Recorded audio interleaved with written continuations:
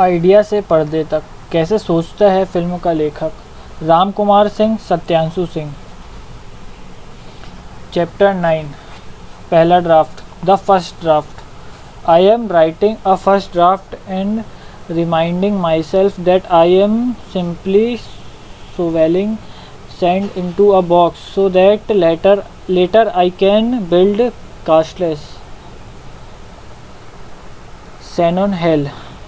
It is better to write a bad first draft than to write no first draft at all. Will Satterley. हमने कहानी को पूरा कर लिया, समझ लिया, विस्तार भी सोचकर लिख लिया, स्टेप आउटलाइन बना ली। हमारे पास हर दृश्य का एक संक्षिप्त सा खाका तैयार है। दृश्यों की ज़रूरत को समझ लिया और यह भी जाना है कि संवाद लिखते समय हमें किन बातों का ध्यान रखना चाहिए। स्टेप आउटलाइन को विस्तार देकर ट्रीटमेंट भी लिख लिया।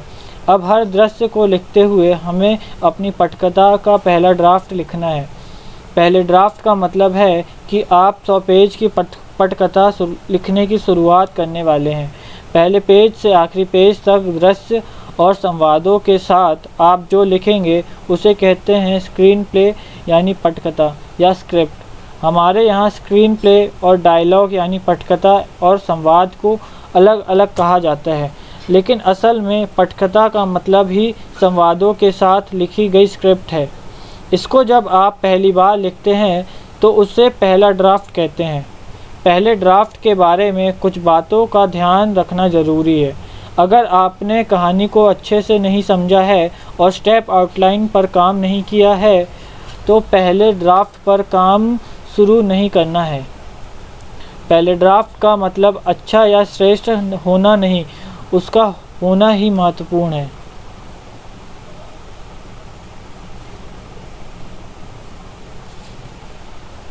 किसी दोस्त को पकड़कर अपनी कहानी सुनाना शुरू करिए।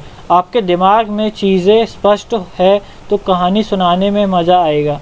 मशहूर स्क्रीन राइटर पॉल श्रेडर कहते हैं कि जब तक वो अपनी कहानी को 45 मिनट तक किसी को सुनाने की स्थिति में नहीं होते तब तक पहले ड्राफ्ट पर काम शुरू नहीं करते। यानी आपको कहानी और स्टेप आउटलाइन के साथ बिताने की ही चाहिए। बहुत लोग इससे भी ज़्यादा समय देना भी चाहिए। आमतौर पर मुंबई के जुहू और अंधेरी इलाके के कई कैफ़े में लेखक यह कहते हुए पाए जाते हैं कि स्क्रिप्ट उनके दिमाग में है। यह सबसे खतरनाक हालत होती है। व्यावहारिक नज़रिया यही है कि आप उसे दिमाग से बाहर निकाल कर कागज़ पर लाएं और समय दें।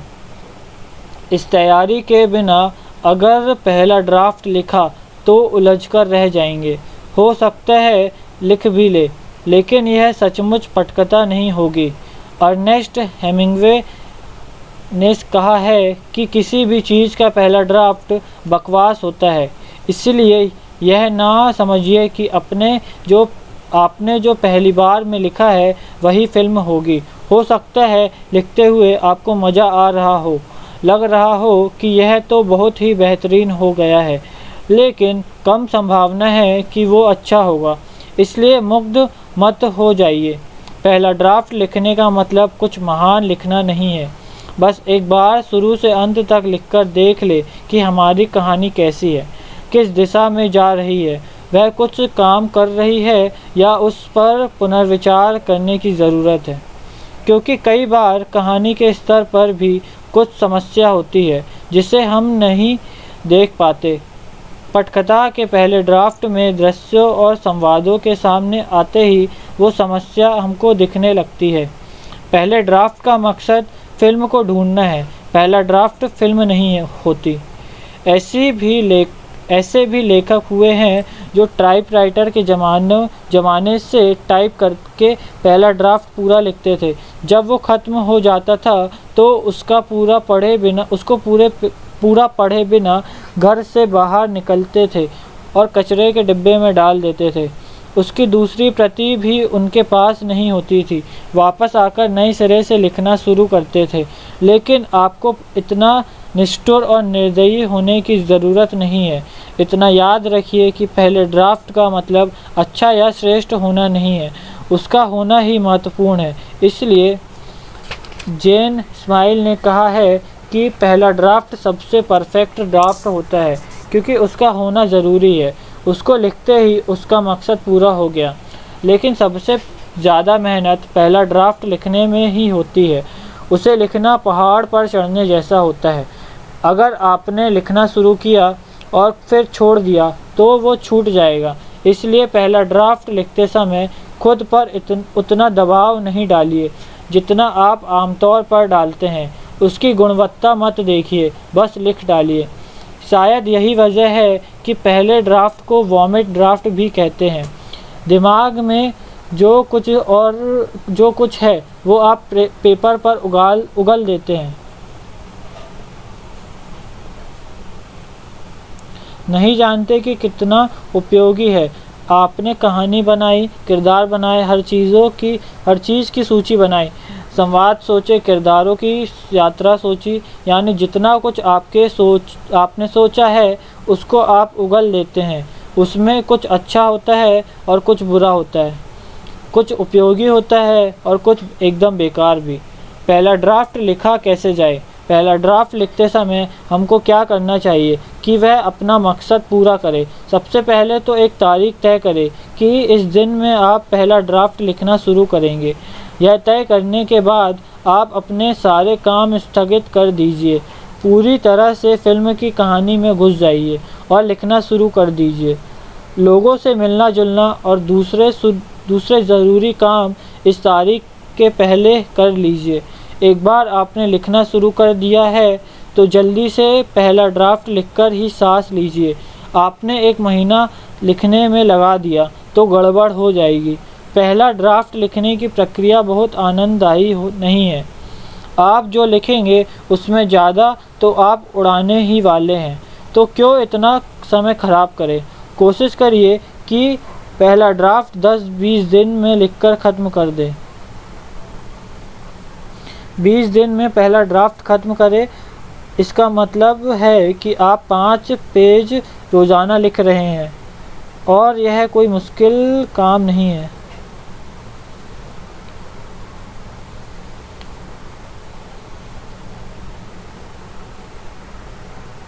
पहला ड्राफ्ट लिखने के दौरान दूसरे काम की कोई बाध्यता मत रखिए। बीच में ब्रेक मत ले तो अच्छा है।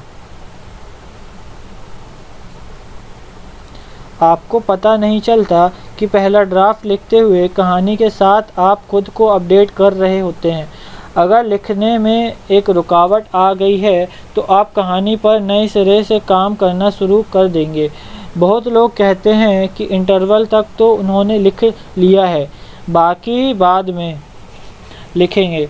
आपने आज जो लिखा है अगले दिन उसका पुनर्पाठ या पुनर्लेखन करने लग जाएंगे तो कभी आगे नहीं बढ़ पाएंगे। फिर से लिखने के चक्कर में आप फर्स्ट हाफ से आगे नहीं जा पाएंगे।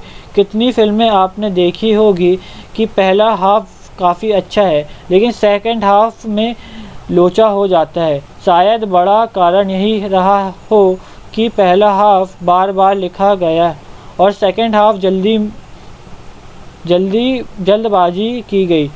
इस संदर्भ में स्क्रीन राइटर्स के लिए एक गुरु मंत्र है कि आप अपना पहला ड्राफ्ट ख़त्म करो, इसको परफेक्ट बनाने के काम में का काम बाद में करना। एक लेखक के लिए स्थान और समय का मैनेजमेंट बहुत ज़रूरी है।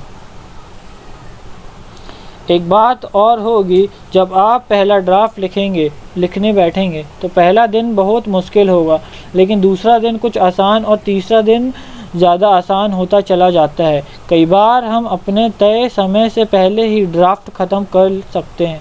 जैसे जैसे आप आगे बढ़ते हैं तो काम ख़त्म होता सा दिखने लगता है और उत्साह बढ़ता है। लिखने का अपना एक गणित भी है। किसी दिन आप सुबह लिखना शुरू करते हैं, आपके सामने एक कठिन दृश्य है। मुमकिन है कि उस दिन आपका लेखन शुरू होते ही लंच हो जाए, आपसे लिखा नहीं जा रहा हो। होना क्या चाहिए?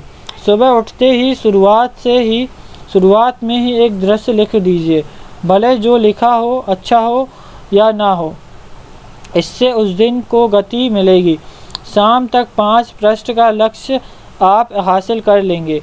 उठते ही कोशिश यह होनी चाहिए कि कुछ लिख लिया जाए। एक और तरीका है कि बीती रात जब आपने काम करते एक दृश्य पूरा सोच लिया तो उसको लिखते हुए अधूरा छोड़ दीजिए और सो जाइए। अगली सुबह आप उठते ही सबसे पहले वो अधूरा दृश्य पूरा करने बैठेंगे। आपको उस दिन के लिए एक किक स्टार्ट मिल जाएगा। उसके बाद आप अगले दृश्य को लिख सकते हैं। सुझाव है कि आप अपने लेखन के समय और स्थान को पकड़ कर रखें। जहां आप काम करते हैं कोशिश करें वहां इंटरनेट ना हो।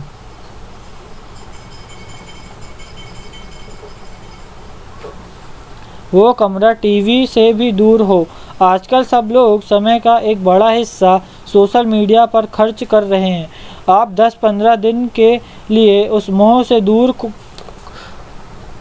हो जाइए और उसके मोह से खुद को बचा पाए तो बहुत ही अच्छा होगा। फ़ोन भी दूर रख दे। ज़रूरी फ़ोन ही उठाएंगे तो काम में बाधा कम आएगी। एक लेखक के लिए स्थान और समय का मैनेजमेंट बहुत ज़रूरी है। एक समय भी आप तय कर ले, कोई भी समय जिसमें आपको लिखने में सुविधा हो। बहुत से लेखक सुबह लिखते हैं, बहुत लोग रात को ही लिख सकते हैं। पहले ड्राफ्ट में जो दृश्य लिखने होते हैं उनके लिए एक तरीका है जिसे आप चाहे तो इस्तेमाल कर सकते हैं। स्टेप आउटलाइन की वजह से दृश्य के बारे में आपको पता है कि उसमें क्या होने वाला है और उसका काम क्या है। अब आप उस दृश्य को बिना लिखे हुए अपने दिमाग में देखिए। ज़्यादा मत सोचिए, बस सहज भाव से उसे देखिए। उसके बाद उसे लिखने बैठिए। दृश्य का अपना एक आर्क होता है। हर दृश्य की अपनी एक शुरुआत, मध्य और अंत होता है। सोचिए कि आपके दृश्य में किरदार यहाँ से आएगा और ऐसा कुछ करते हुए दूसरी तरफ से निकल जाएगा और हम अगले दृश्य में पहुँच जाएंगे। दृश्य लिखते समय यह मत सोचिए कि पहले यह हुआ, फिर यह हुआ, फिर वो हुआ। इसके बजाय हमको कार्य कारण संबंध से चलना चाहिए कि पहले यह हुआ, इसलिए यह हुआ, इसलिए आगे यह हुआ। हर दृश्य का पिछले दृश्य से अपना एक कार्य कारण संबंध बनना चाहिए।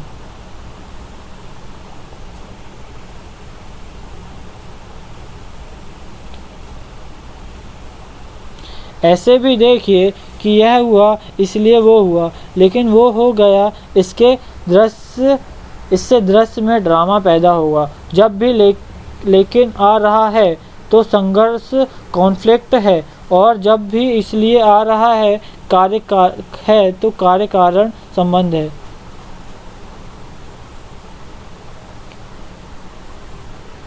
कई बार आपको नहीं सूझता कि दृश्य में एक्शन और दूसरे विवरण कैसे लिखें और काफ़ी समय खर्च हो जाता है। ऐसे में तरीका यह भी है कि पहले सिर्फ संवाद लिख दीजिए।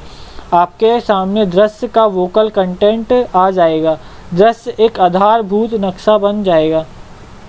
वो दुरुस्त बाद में भी हो सकता है। एक्शन और दूसरे विवरण बाद में डालकर दृश्य को हम और आसान कर सकते हैं। इस तरह दृश्यों के साथ आगे बढ़िए। ज़्यादा पीछे मुड़कर मत देखिए। पहले ड्राफ्ट को पूरा करिए। पहला ड्राफ्ट पूरा हो जाए तो उसको पढ़ने मत बैठ जाइए। ज़्यादा संभावना यह है कि वो ख़राब लगेगा और आपका दिल टूट जाएगा। आप चाहे तो लैपटॉप के स्क्रीन को स्क्रॉल करते हुए खुश होइए कि आपने 100 पेज लिख दिए हैं। चाहे तो उसका प्रिंट लीजिए, स्पाइरल बाइंडिंग करवाइए। खुद को खुश करने की कोशिश करिए कि आपने यह कर दिखाया है। आप 2-3 दिन तक उत्साह बनाइए, क्योंकि ज़्यादातर लेखक सिर्फ सोचते रहते हैं और यहाँ तक कभी पहुँचते ही नहीं हैं। जो हो सकता है वो ड्राफ्ट ख़राब और कमज़ोर हो, लेकिन फिर भी आपकी यह उपलब्धि बहुत बड़ी है।